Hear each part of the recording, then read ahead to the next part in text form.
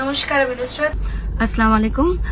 পুজোর সাথে সবসময় জড়িয়ে থাকে ছোটবেলার অনেক অনেক স্মৃতি। আসসালামু আলাইকুম, নমস্কার, আমি নুসরাত। লোকসভা নির্বাচন পর্যন্ত সবকিছু ঠিকঠাক ছিল, কিন্তু যেদিন থেকে ব্যবসায়ী নিখিল জৈনকে বিয়ে করেছেন অভিনেত্রী তথা তৃণমূলের সাংসদ নুসরাত জাহান, সেদিন থেকে বিতর্ক পিছু ছাড়ছে না তার। মুসলিম সম্প্রদায়ের হয়েও যৌন ধর্মাবলম্বী নিখিলকে বিয়ে করে সমালোচনার মুখে পড়েছেন তিনি। তবে এবার সেসব সমালোচনার জবাবও দিলেন এই অভিনেত্রী।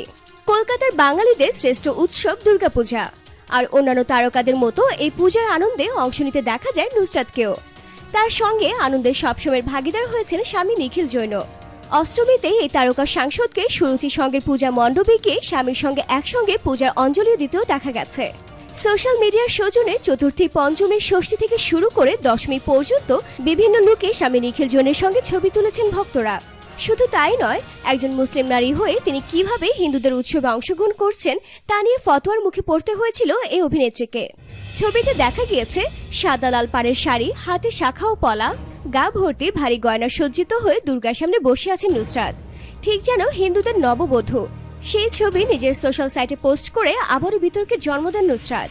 এদিকে ধর্মীয় গোড়ামির মুখে পড়লেও তিনি যে কারো কোনো কথায় আমল দিচ্ছেন না তা এই ছবির মাধ্যমে স্পষ্ট করে বুঝিয়ে দিয়েছেন বিরোধীদের। ধর্মীয় সম্প্রীতির বার্তা দিয়ে নুসরাত টুইটারে একটি মেসেজ পোস্ট করেন। তাতে তিনি লিখেছেন, সব ধর্মকে সম্মান জানান তিনি। অন্য ধর্মাবলম্বী হয়েও তিনি ভারতের সব উৎসবে অংশগ্রহণ করতে চান। এইভাবেই তিনি মানুষের মধ্যে সম্প্রীতির বার্তা দিয়ে যেতে চান।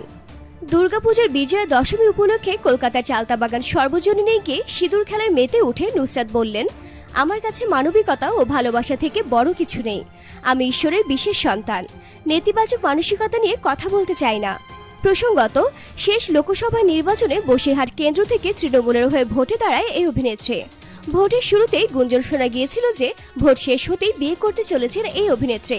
তবে কাকে এবং কোথায় বিয়ে করছেন সে বিষয়ে আগে থেকে কিছু না জানালেও লোকসভা নির্বাচন শেষ হতেই কলকাতা থেকে ইস্তাম্বুলে উড়ে যান নুসরাত। সেখানেই বিয়ে করেন হিন্দু ধর্মের নিখিল জৈনকে। মুসলিম ঘরের মেয়ে হয়ে হিন্দু ছেলেকে বিয়ে মেনে নিতে পারেনি প্রায় 90% লোক। আর এতে একের পর এক তোপের মুখে পড়েন ভারতের এমপি নায়িকা নুসরাত জাহান। সো ভিউয়ার্স, নুসরাত জাহানকে নিয়ে আপনাদের কি মন্তব্য? নিচে কমেন্টস করে জানাতে পারেন আপনার ব্যক্তিগত মতামত। ডিয়ার ভিউয়ার্স, এমন আরো ভিডিও পেতে সাবস্ক্রাইব করে বেল আইকনে ক্লিক করে রাখুন।